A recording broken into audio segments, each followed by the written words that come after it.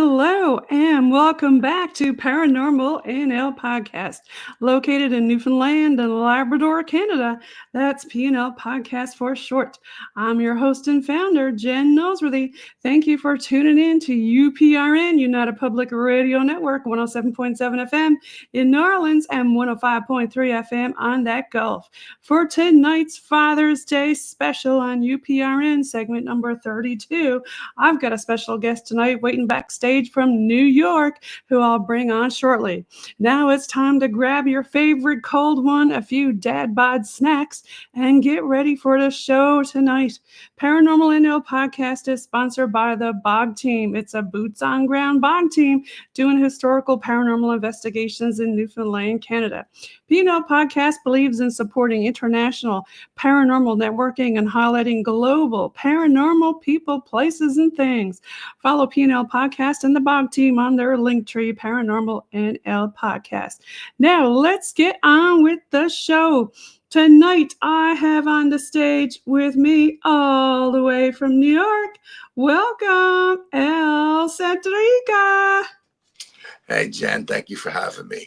It's Hey, a pleasure Al. to be here. Yes, welcome back. Now, for the folks on UPRN who are not familiar with PNL Podcast, back in season 2, episode 5, you can find Al, and you can also find him actually on UPRN way back season 2, episode 148. So welcome back. Thank you. Thank you for having me back. It's a pleasure to be here. Yeah. And now, Al, for the folks who are listening in, should I say first, happy Father's Day week to everybody. And you want to give a little shout out and talk a little bit about yourself, introduce yourself to everybody listening? Okay. Hi, everybody. My name is Al Santariga. I'm the founder of the Bronxville Paranormal Society.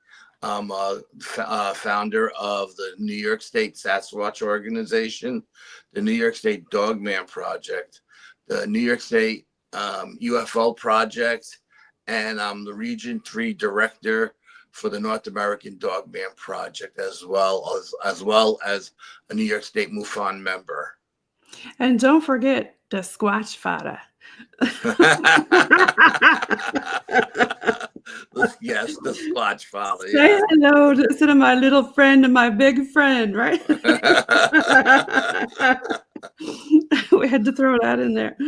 So, Al, tell me what's been new in New York with Bigfoot and some UFO stuff on the go, I hear. Yeah, last October, I was invited to the Western Connecticut UFO Conference. Right. And I did a presentation there. And right after I got back from the conference, off my front deck, I got some amazing UFO footage. I wish I would have had it a week or two earlier so I could have showed it at the conference. But and it started off very innocently. My wife was going to close the curtains in the front of the house. She was going to sit on the couch, and she seen, it looks like a gold star hanging in the sky. And she said to me, she said, "Hon, what's that?" You know, and I got up and I looked, and it's like, it's probably Venus. It's always Venus, you know, it's always Venus, you know. Right. And, Yeah, the brightest star up there. So then I said, well, let me go outside. Now it's got my attention. So I said, let me go outside. I'm a stargazer. And I have a couple of, I have a star app and I have a planet app that I use when I have my telescope out. Right. And so I went out there and I lined up all the stars, the constellations, and nothing was lining up with it. And then I lined up all the planets and nothing lined up with it. And I was like, okay, this is pretty interesting now. It's not, you know, so I had all of my high-tech equipment packed in my car because it was a Friday night, and Saturday morning I was going squatching. So I said, I'm not going to unpack the bag to get all the high-tech stuff out, so I'll just film with my phone. That's the way it always happens, right? Whenever you see something good, you're like, damn, I didn't bring my stuff, or I don't have it here with me, right? So I was filming, and like I said, when you look at it with the naked eye, it looks like a gold star in the sky. But when I watched it on my phone, the way it looked, what it looked like to me was a germ underneath the microscope, rotating different colors counterclockwise. And I thought that was pretty interesting. That's So a all still. kinds of different colors and stuff. That's a still shot of it. If you look closely, it looks like a triangle with some kind of globe in the middle that's lit up. Yeah, I think I might have. You can make it bigger, whatever. You would be able to see how. Yeah. Yeah. I think I might even have a video of it if I scroll back. Yeah, I know. I sent you the video of it. Yeah. I had to go back to the beginning because I know there's a couple different videos there. Now, that's another picture. There it is. Sound. Yeah, you can mute the sound because I didn't do any There you go. talking in it. I was Oh. trying to Can you see focus on. that? I don't see anything on my end now. Oh, that's his page. There it is. Yeah, there it is. Yeah. And you can mute the sound because it's just traffic driving by the house. Let me go back to it.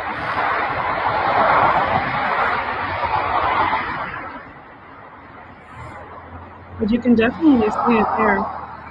Yeah, it's very, very. I delete the sound. Unfortunately, I delete L too, so I don't want to do that.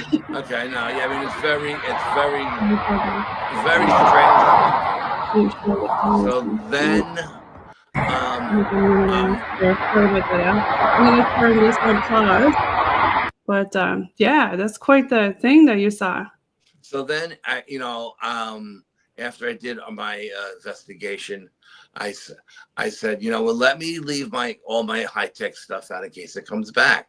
Right. And then a week later, it did come back about a week later, and I had all my cameras set up on tripods, and I was out there filming with my full spectrum, my thermal imager, my IR camera. And the funny thing was, or the crazy thing is, I can see it in every spectrum of light except thermal. Oh, that's interesting. Because usually with thermal, you can see it the best, right? You would think that something like that with all those colors was giving off some kind of heat and you'd be able to see it. Right. But you couldn't see it in thermal whatsoever. It was so invisible. That means it was cold, whatever was up there. Yeah, it wasn't even cold because if it was cold, it would be like a dark blue color or purple. Yeah, but you couldn't see. You couldn't see it in the sky. It was just invisible. Wow. Which made me scratch my head.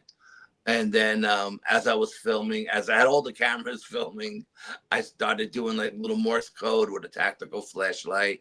Right. And it started to come in, and then I picked up my phone to film with that as well.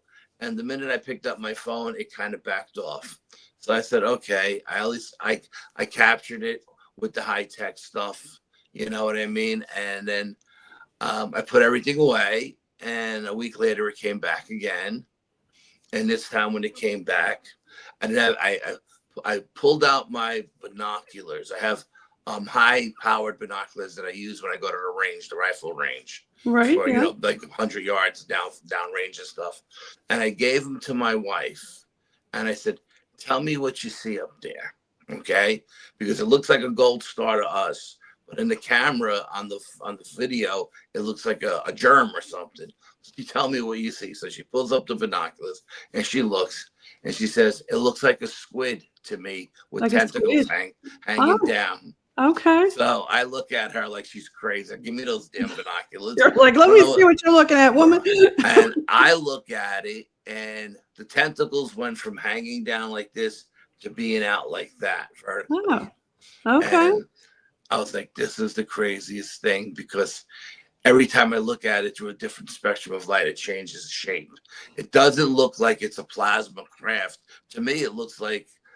Was it just hovering there when it was like turning around? Parked in the sky. Just parked in the sky. And no sound or nothing? No sound, no nothing. Really weird, hey? Yeah. Were you doing like a CE5 thing or anything? Or using a flashlight or anything to try to get its attention? The second time I used a tactical flashlight to bring it in. But when I picked up the phone, it backed off on me. Yeah. So the third time, when I had the binoculars, I didn't use the flashlight. I was just looking at it through the binoculars. I filmed it 4 different times, and then I said, okay, how many times am I going to film the same thing? And of course, a drone would turn sideways like that and have dangly legs on it, like you said, like a squid, right? I mean, what kind of thing no, does that, it was the thing that caught my wife's eye was it was very, very low in the night sky, very low. And it just, I mean, I was just goofing when I said it's probably Venus because it's always Venus, but I posted it on my page and people were saying, oh, it's Jupiter, it's this. I'm like, no, it's not, because I have a planet app and it's not lining up in the night sky where Jupiter is, Well, you've had some UFO experiences before that we talked about. Now, for some of the folks who don't know about those experiences, I don't know if you want to share any of those or not. No, not tonight. We'll do it another night. Yeah, but you can go back and listen to him on episode 148 and hear that one. So then now it's only appeared to me at night between 7 and 8 o'clock, something like that. It was always dark and it was always cold because it was early November. So then one morning, 4:30 in the morning, I'm getting ready to go to work, and I open up the door and it's waiting for me. And I'm really tired. It's 4:30 in the morning, and I just look up at it and I go, too tired for you. Like, I need some coffee. Too tired for you. And as I'm walking, locking the front door to walk out the door, the little voice in my head says, "Stop, film. This is important." So I stop and I break out my cell phone and I start filming. Not this particular one, but the other one I sent you. So as I'm filming this craft in the sky, the little voice in my head says, ask it to acknowledge you. Ask it to give you a sign, but ask it telepathically. So I asked it telepathically to give me a sign. In the second video I sent you, you can see the thing. It looked like when I was watching it that it flashed me. Okay, that's what I thought it did. It flashed me. But when I got to work and I watched it again, it actually got like 10 times its normal size and then shrunk right back down. Okay, so we'll watch that second video now. Okay. I'll move forward, and I think I've got the second video. That's another picture. Hold on, let me see. That's a picture. And I think there's another video. Yeah, those are all videos, yeah. That's another picture. Okay. This is another one. This is Sean. Let me stop that one. And this is Northern. I'm going to have to let you keep talking and I'll try to find it. Yeah, so I mean, I'd never had a UFO acknowledge me. When I just seen a craft in the sky. We've had some acknowledgement with the CE5s we did over the years, but then I've never asked it telepathically to give me a sign. And for that thing to flash me telepathically, it blew my mind, because like I said, when I seen it happen in real time, it just looked like a flash. But when I rewatched the video, the thing expands to 10 times its normal size, and then it shrinks back down. Oh, wait, I think this is it. I don't know how that happens. I'll play this one again. I'm just going to mute it. Yeah, you can mute it, because again, it's just traffic. I don't do any talking in any of the videos. Is this the one where it gets big? Yes, if it's not it did. It got right big. Yeah, I didn't see it. When you asked it, right? I'm not seeing it on my screen. Oh, okay. Hold on. Don't you love technology? Not really. Not me. There, that was on the screen. Now we'll play it again. Yes. I got to toggle back and forth because I'm on the laptop.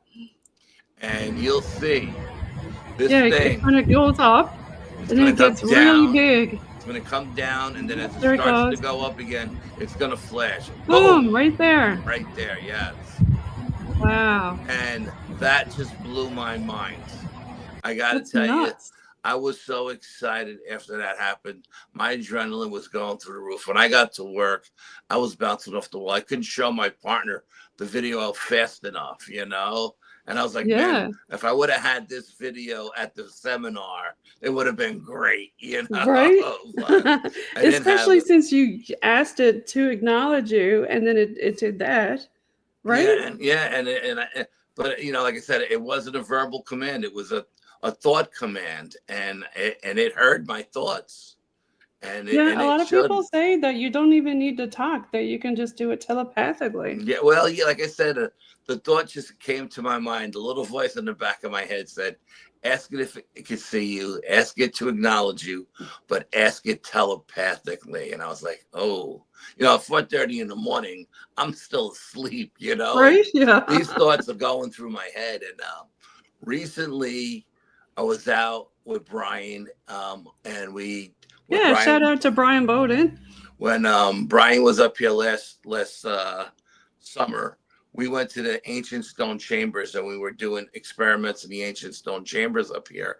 And we did a day night. And during the day, I was doing a lot of stuff, old school, dowsing rods, a compass, quartz crystal pendulum. And Nice. I like kicking it old school. Yeah. And I was asking, you know, the entities or the energies in the stone chambers to do this and to do that verbally. And I was getting everything I asked to get done was being done.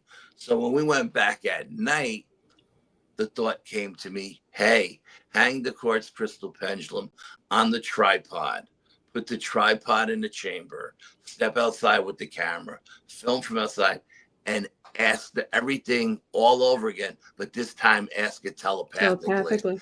And everything I asked it to do telepathically, that quartz crystal pendulum did. And I love that. So I was so blown away by what. Have you ever tried that with a candle, Al? I've done stuff with candles, but we were verbal commands, not telepathically. Yeah, no, I've done it telepathically with a candle before, kind of like a dowsing rod telepathically. Okay. And have you done dowsing telepathically? No, this is all new to me. This telepathic. This just came to me like out of all these years. I never thought to do anything telepathically until last summer. That's when I did the first thing with Brian, the quartz crystal pendulum, and then now this with the UFO. And what's really crazy is it didn't matter if it was UFO, alien related, or entity related in the stone chamber. They both heard my thoughts. Do you think maybe it was elemental because it was stone chamber? No, because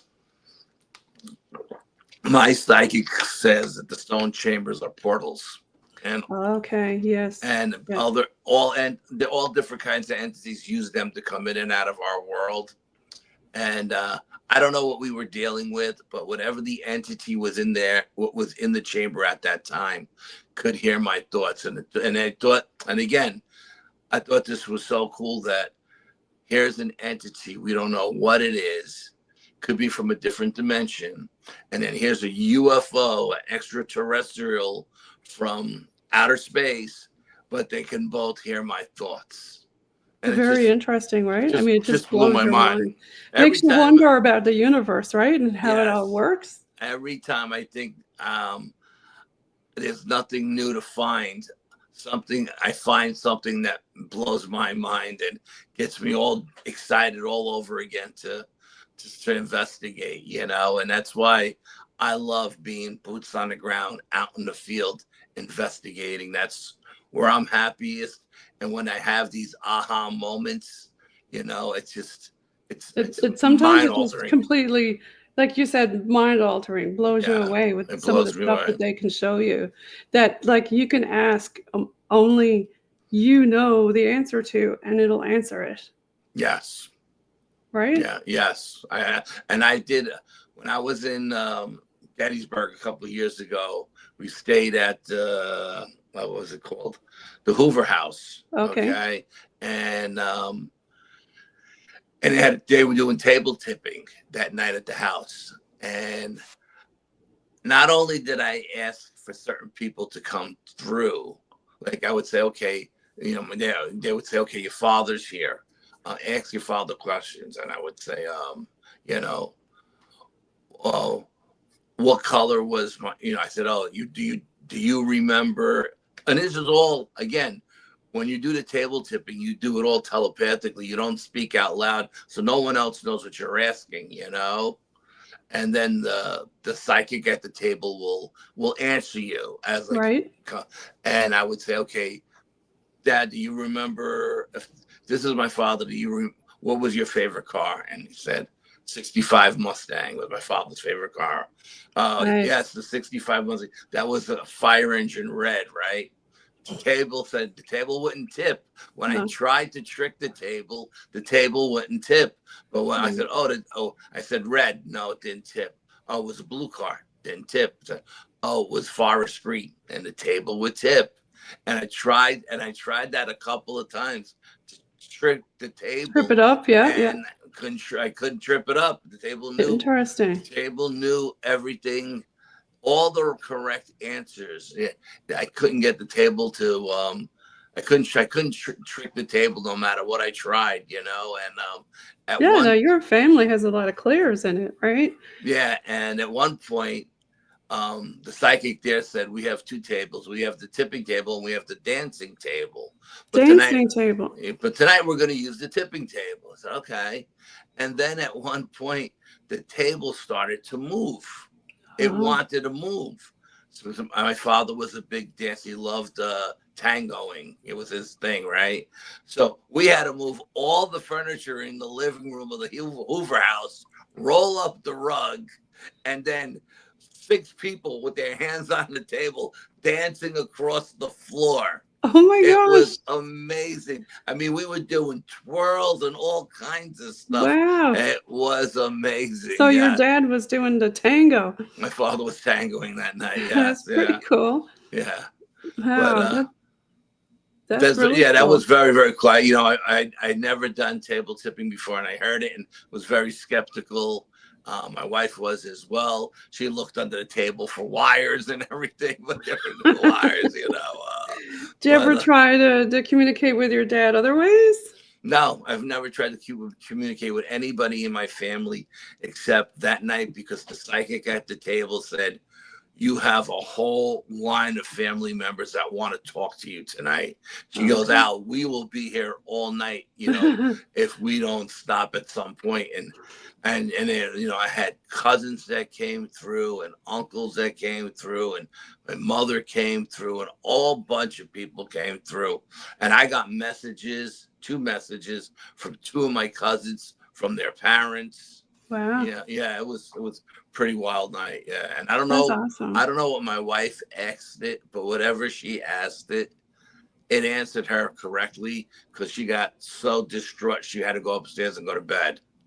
Really? Yeah. So I never and asked she her was what she asking said. hers telepathically too? Everybody did. Everybody was doing it. Interesting. Did you have any like precogs about this or anything before you did this? No, I had, you know, I mean, I've read about table tipping, you know, back in the Victorian age and stuff like that, but I never did it. I mean, my family always, when they did their seances, they would do it with tarot cards or candles, the candelabras, you know. They didn't use Ouija boards, and they didn't use or they would have like a crystal ball or something. They didn't use Ouija boards. They didn't use stuff like that. And we really weren't supposed to observe them when they did it, because we were really young. But we would sneak out and watch anyway from the shadows of another room, you know. Anything that you saw that was really like scary that they were doing? No, nothing scary. My family was always asking questions about other family members who passed away. You know, we had a lot of people in our family pass away young. But I remember one night watching those flames on the candelabras dancing.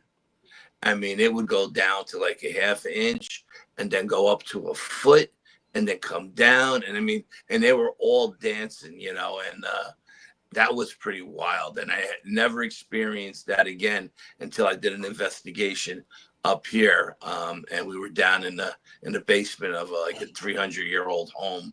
It was an inn, and we were using candles, and we got the candles to dance, and that was, Nice. Okay. I got footage of it somewhere, but I got so many SD cards, I don't know where the hell they are. There it is. But it's nice when they communicate with you when you ask them different questions. Like I said, again, that particular night, I had two aha moments that night. Seeing the candelabras dance again, which brought me back to when I was a kid, a flashback to when I was like 8 years old. And it was in a Dutch part of New York State, Dutchess County, that was settled by the Dutch. And we were in a 300-year-old inn. And there was 3 people with dowsing rods on 3 different corners of the library of this, and everybody was asking questions in English, and only 2 of the dowsing rods were working. The one that I was using wasn't working. So I have an aunt who's German from Germany. Okay. So I said in German, "Sprechen die Deutsch," which means, "Do you speak German?"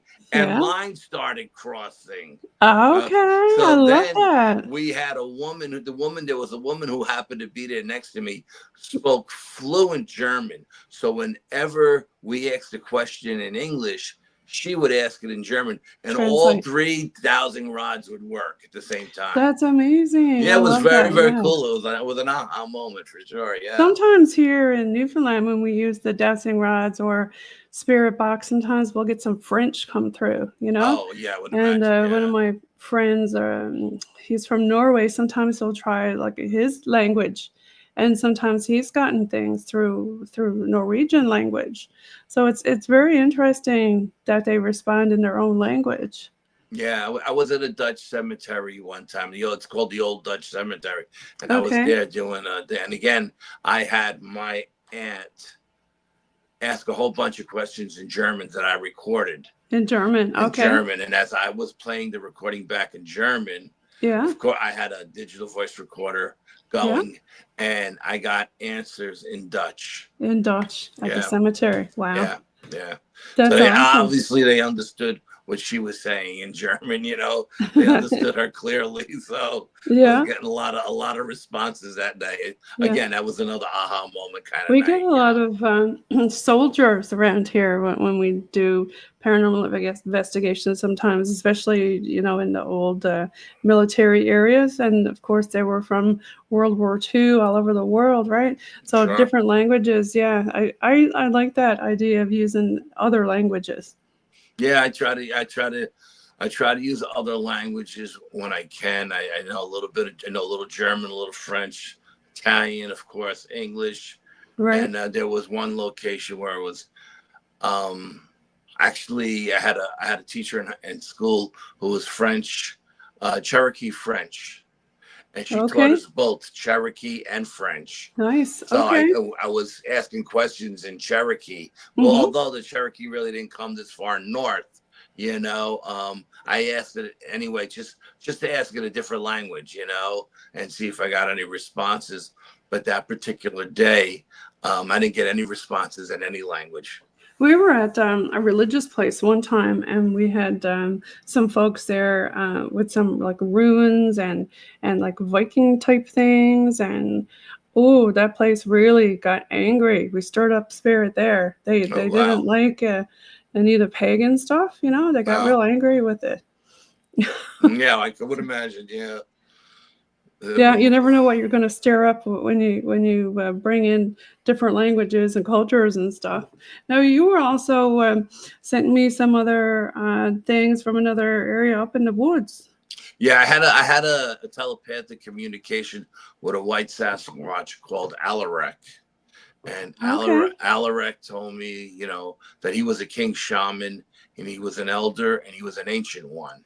And in my vision, he was waving me up the Western Ridge at the sacred site where I go. Now, I've never been up the Western Ridge because I made a deal with the Sasquatches many, many years ago that when I'm at the sacred site, they come down to see me. I don't go over the ridge. I don't want to go in their home range. But Alarek was waving me up, and I was like down at the bottom of the hill, and I'm saying, no, I can't come up. I made a deal with him, and he was saying like, no, you're with me. You can come up, And so I called my psychic before I went, and I said, what does this mean? And she says, there's something up there he wants you to see. He's an ancient one, Al. If he's telling you it's all right to come up, you can go up. Right. So my cousin and I went back, and we went up to what I thought was the peak of the Western Ridge. Turned out just to be the beginning because it went all the way back like 200 yards. And then it dropped straight down like a cliff face. So there's no even way to get down to their home range, But as we were up there, my cousin was being pulled to the left because he's very sensitive. And I was being pulled to the right. And we found these impressions in the ground. And he was taking pictures of them. And I was taking pictures of them. And then I kind of went to the highest peak. And I said, Sean, stand in one of these impressions. I want to see something. And he's like, okay. So he stood in one that was nearest to him. And I noticed that all of these impressions were set up like foxholes in the military. Okay. And I was like, you know what these are, right? And he goes, yeah, these are Sasquatch nests. And I go, yes. I couldn't believe he knew. I go, yes, these are nests. These are he knew. He knew. He just knew off the bat. This kid, I can think something and he'll say it a second later. That's how psychic this kid is. And he goes, yeah, these are Sasquatch nests. And I go, yeah, they are.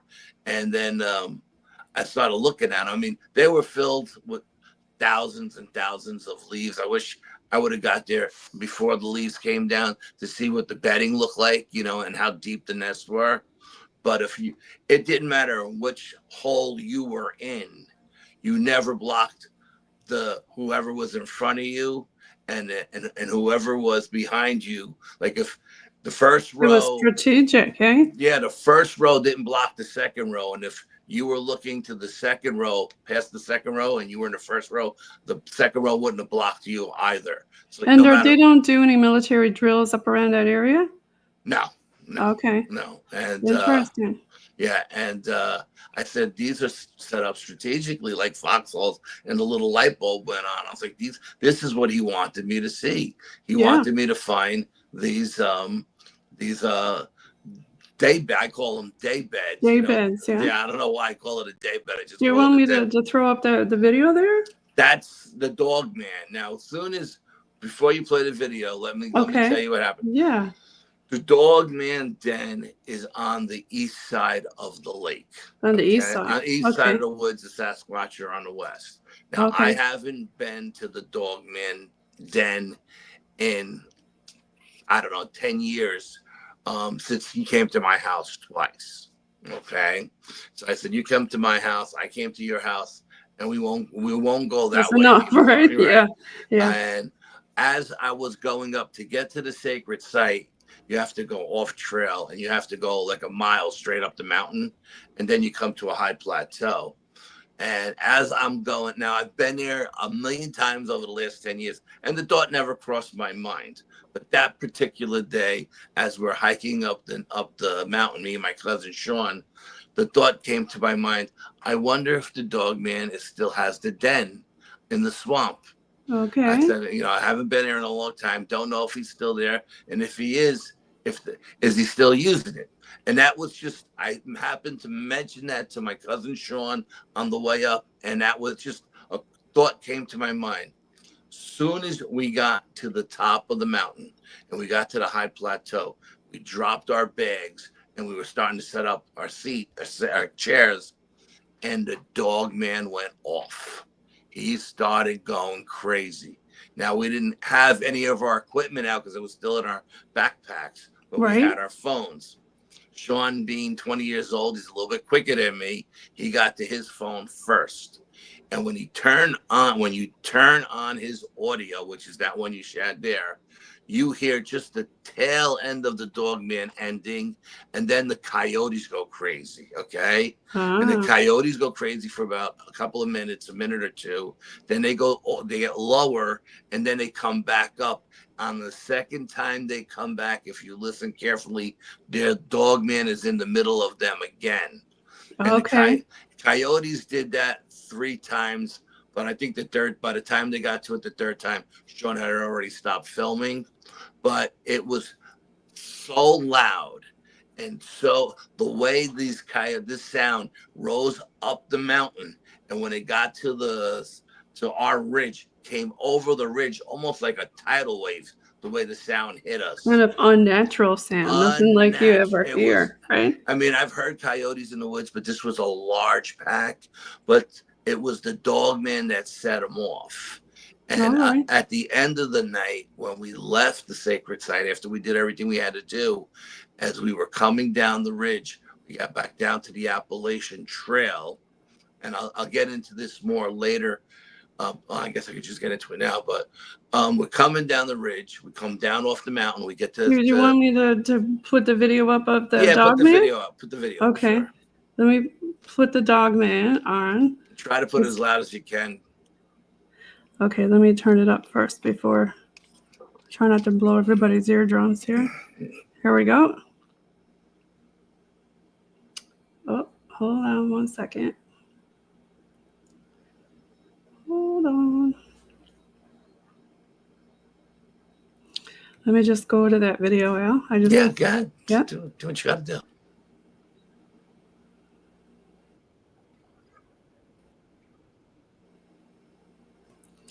Okay, now I'll go to the next one and present.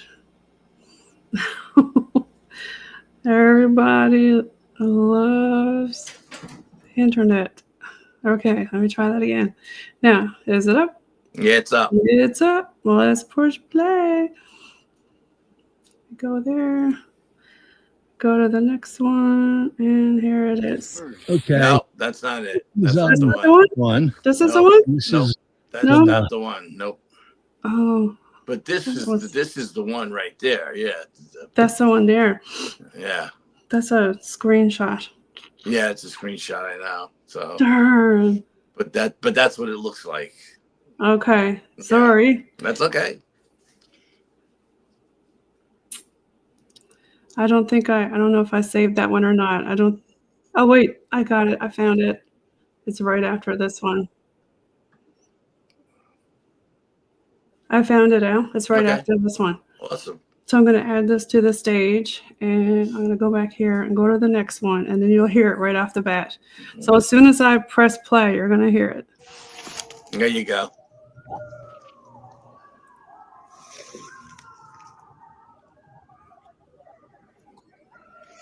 Refilming again. You're hearing all these coyotes starting to howl, get loud. Fucking A.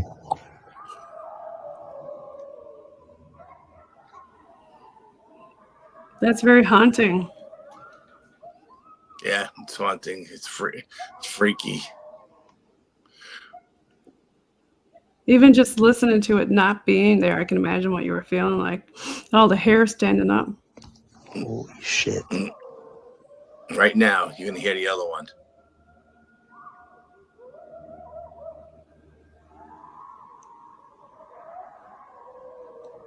Right there, I think that was the other Dogman, the deep one. The real deep one. Yeah. Yeah, I got the coyotes upset, that's for sure. As soon as you turn it on, you catch the tail end of the first Dogman screaming. That first one didn't sound like a coyote. That first one didn't. No, it was I big. tell you, that's some scary stuff, Al. And you don't expect that, right? And then all of a sudden that comes out of nowhere. Because we're on the Sasquatch side of the lake. I did not expect the Dogman to go off, number one, and I didn't expect the coyotes to go off because it's been a long time since I heard coyotes actually in the woods. But so what would Dogman be doing over on the Sasquatch side? I don't know. You think he's never I've never seen him. I've never experienced him on the west side of the woods, only on the east side. But that night, So anyway, that day we were there for hours. I like to do day night, and as soon as we got there, it went off. And I think it's because it heard my thought in my head. I wonder if it's still here. Oh, he wanted to tell you that Yes, he was still telling me, there. I'm still here.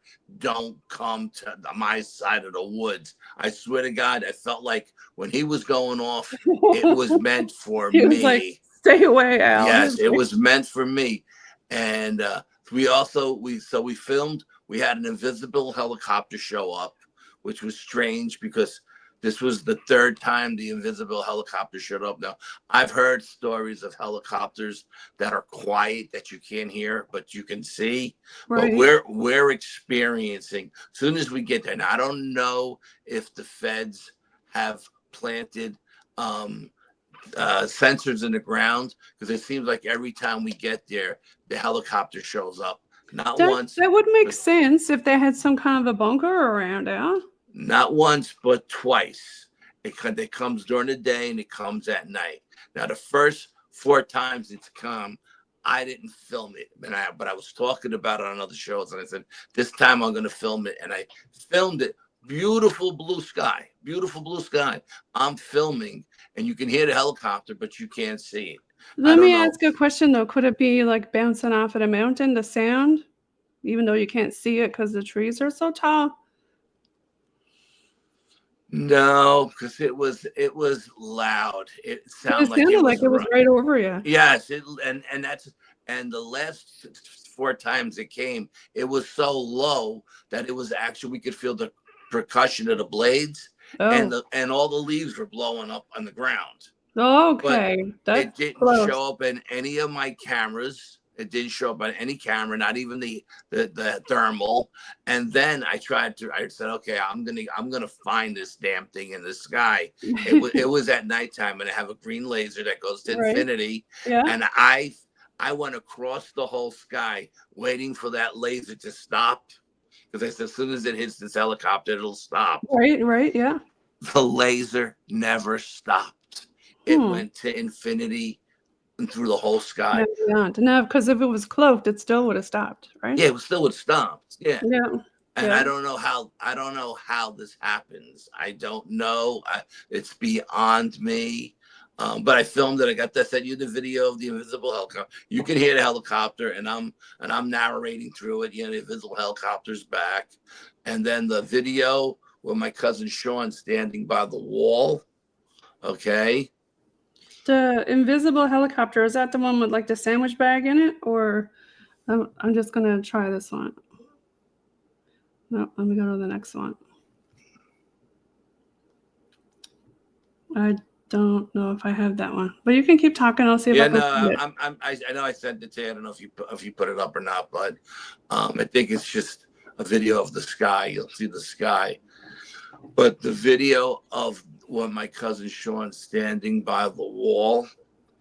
Now that video, when the last time we were there, it was a crazy night. There was a lunar eclipse and a full moon, and it was just, the psychic said everything was going to come through the portal, and we had all kinds of crazy stuff happen to us. I mean, way too much stuff to get into now. But at one point she said, something's going to come through. It's going to look like a bear squatch, she said. A bear squatch. So be very careful about this thing. It's dangerous. It's not from our realm. Okay. No. I had glow sticks set up all around, different colored glow sticks. Okay. I had a yellow one directly in front of me about 100 yards away, 50 yards away. Okay. At one point, I noticed 3 yellow glow sticks looking back. So I says to Sean, look over here. Tell me what you see. And he says, I see the 3 yellow glow sticks. I said, you see 3 yellow glow sticks? He goes, yeah. I go, there was only one in the pack. How is there 3 yellow glow sticks there? So he goes, come on, let's go see what it is, cuz. So we get up and we start walking towards it to see what it is. And as we got maybe 25 feet away from base camp, 2 of the yellow glow sticks blinked. Oh. So I stopped Sean. I said, okay, let's put our headlamps on. Let's see what we're dealing with. And when we put our headlamps on, this creature that was squatting down by the glow stick started to stand up and up and up and up and up and up. And the thing had to be 10 feet tall, Wow. 1,500 pounds. It was a monster. And I said, okay, Sean, let's back out of here slowly, So we started to back out because all we had on us were 18-inch machetes, 10-inch survival knives, and bear spray. Okay. And we started to back out. And this creature, I think we freaked the creature out because the psychic said it didn't know what humans were. But here we are staring at it with our two eyes and our headlamps. And both of us I think it thought we had like 3 eyes each. Okay? Oh, yes. Because, okay. And I think because it had like a weird look on its face, and it turned and it ran north up the woods. And we heard it run north up the woods. At the northern end of the sacred site is a 4-foot wall that goes up into the woods. Right. Well, I thought it jumped over the wall and ran through the trees and knocked everything down. At that point, we left. Okay. On our way out, down by the lake, this creature came back and threw a giant stone at us. That went over our heads and landed in the lake, and the splash went up about 20 feet in the air. Oh my gosh! Yeah. So when we went back that day, because it was still daytime, I said, Sean, let's go see what the bear squatch. It ran through those trees like a freight train. And when we went over to the northern wall, the wall was destroyed. It didn't jump over the wall. It ran through the wall. All the stones, and these are big, heavy stones that have been there since the American Revolution, okay? Yeah. All the stones were pushed towards the north, where the way it ran. I took video of it to show that there are no trees down that took this wall down or anything. There's no dead trees, no nothing. Yeah. But that thing, and that's the video with Sean standing by the wall to give it, a little size comparison. Okay. I'll go ahead and play that now to get there we go. Okay. This is Sean, and this is the northern wall.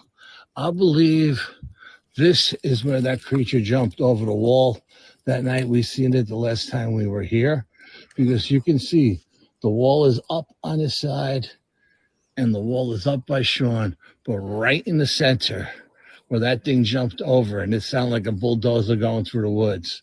I think he knocked these stones over, because there are no down trees here that would have taken any of these walls down, except for this little stick right here, and that's not going to. Wow, Al. So it really did a number on that wall. Yeah, it did a number. You see how that's like 10 foot of space from where Sean was to the other side of the wall too. Yeah, yeah. So that's a big animal. It must have jumped, but it didn't make it over. It must have took the top 2 feet off or something. Right. But it sounded to me in the dark. It was pitch black, in the dark. It sounded like it jumped over the wall and it was taking trees down on the other side. But it must have been all the rocks getting flown all over the place, Right. Yeah. That's why when I went back during the day, I said, let's go over to the northern wall and see what we could find. Never expecting to see the wall being taken down like that, Yeah, that was we got to be a big animal to take that down. And you did looks like you did some Geiger countering and stuff when you were there. When I was there, Chris Reinhardt from Discover Sasquatch, he asked me to do some Geiger counter readings at base camp. Because when I was there with him, he had a bad experience.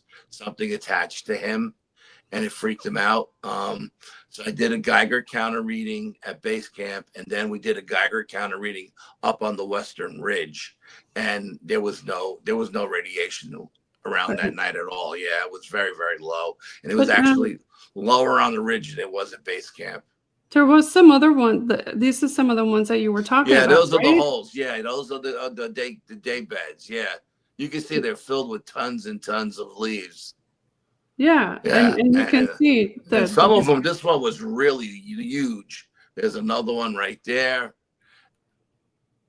Yeah, and they're set up strategically. Like not one is not blocking the other one, no matter where they're laying or who's laying in what. And they could be up there and see anything coming over the high ridge into the high ridge to the sacred site. Yeah. And if they just leaned back, you wouldn't be able to see them, if they were laying in those day beds. Very strategic. And I was telling my cousin Sean, I was like explaining to him, I was like, people will say there may have been big rocks here and the rocks washed away because we're on a mountain. Well, we took pictures of the cliff. We took pictures of the trees. There were no giant rocks wedged against any of the trees or down at the bottom of the hill. I said, other people will say these are where trees were and trees fell over. Well, you can see there's no down trees. There's no root balls anywhere. Right. There's nothing. So I said, that I'm going to debunk those two things right here and explain to him what debunkers would say and how you would debunk it, because it's a learning moment for him, Yeah, I'm sure he learned a lot from you out there in the woods, that especially all that different evidence that you captured there. Yeah, it was crazy. And every time the helicopter comes by, it messes up my my digital voice recorders, because every time we come by and I check the voice recorders at the end of the night, it'll say error or what's the other thing? It says error or something else. It's got another technical word that they use. It says it didn't record that night. It didn't say error or I can't think of the second word, but it didn't say anything. But what we did was, when we went to listen to the recordings at the end of the night, we were in my car. All of my files, it said files corrupted.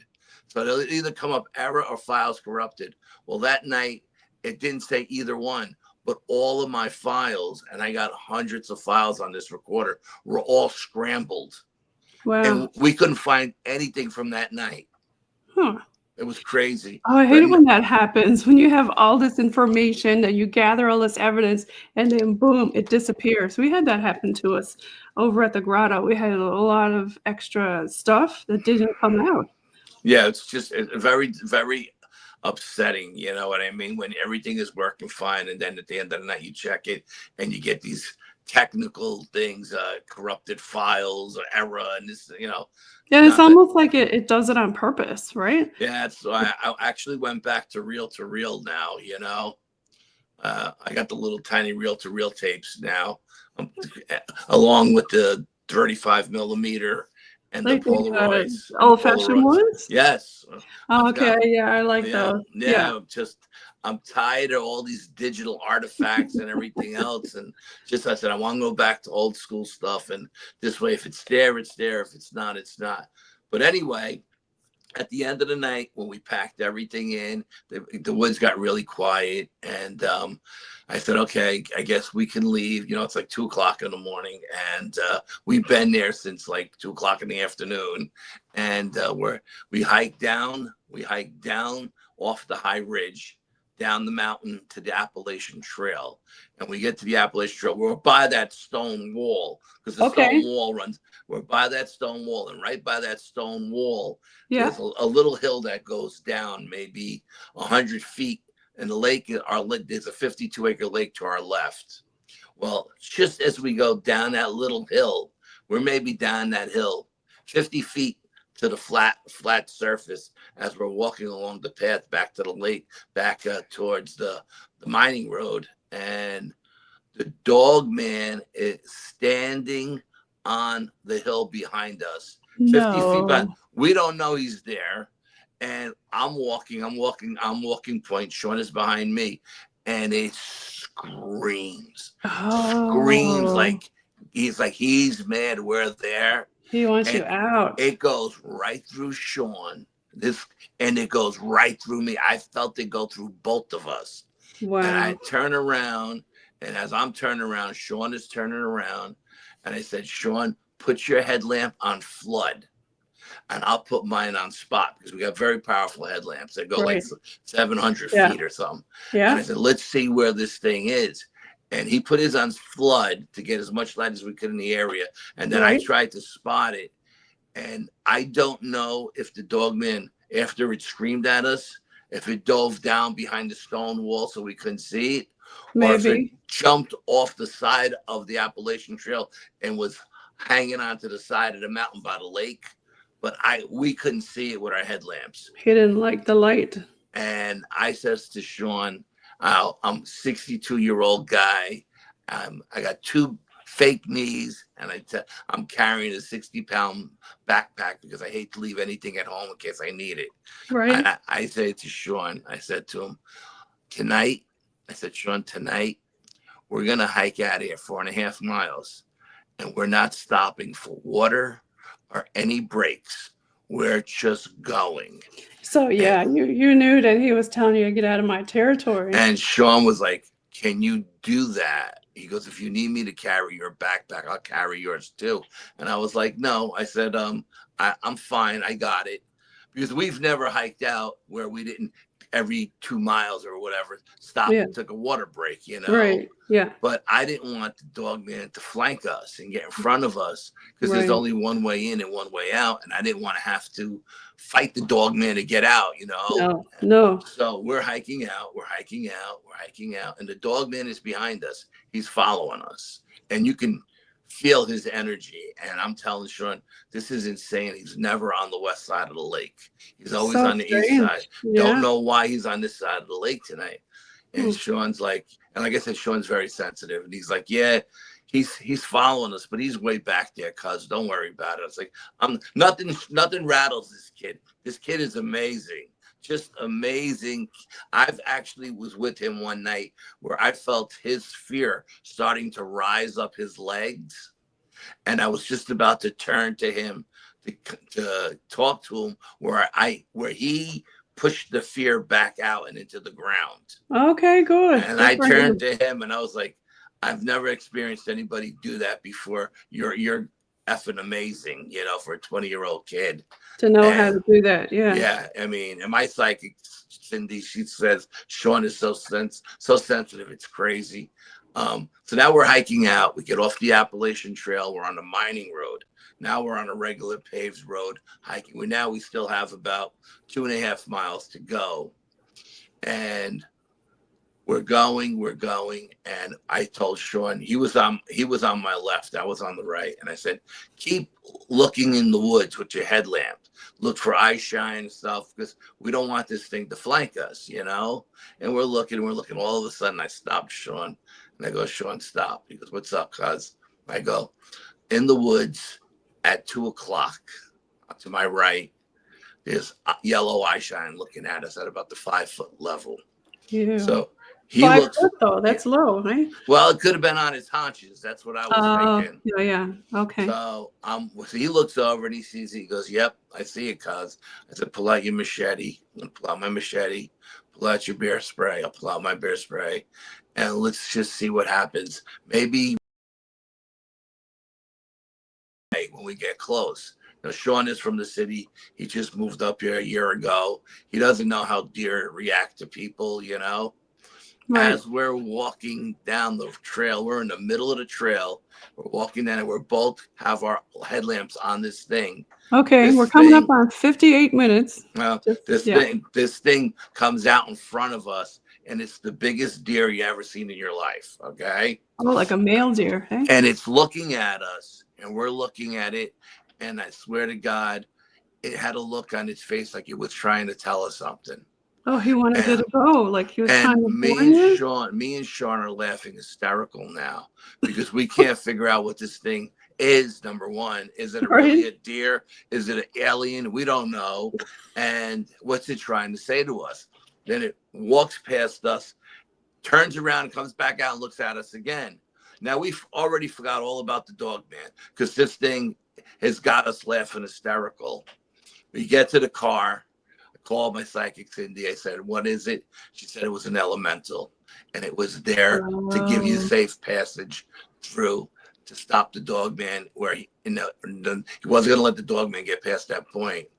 So it was there for your protection. I said, because whatever it wasn't a deer. It was Wow. not a regular deer. No, it was, we were laughing so hard because the way it was looking at us, it was like it wanted to talk to us and tell us. It wanted to And say something. we Yeah. couldn't figure out what the hell it was trying to say because we weren't focused telepathically because we Yeah. were laughing too hard.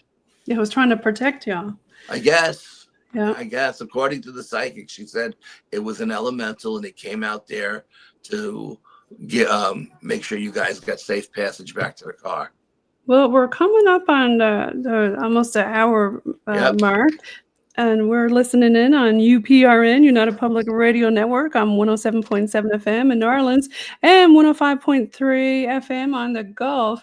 Al, do you want to give a shout out to all your fans with BPS?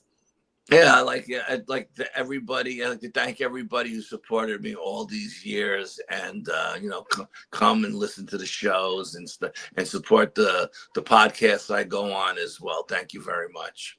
Yes, everybody check out Bronxville Paranormal Society and Al Santariga. You won't be disappointed. Al, thank you so much for coming on today, this Father's Day week. And I hope that you had a great Father's Day.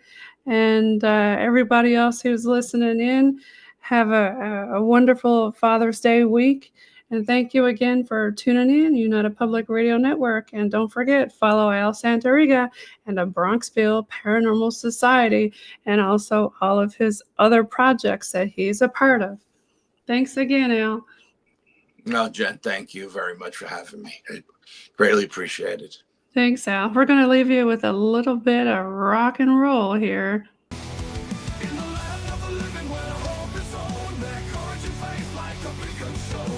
Guided by love, the spirits abound, the roots on the ground.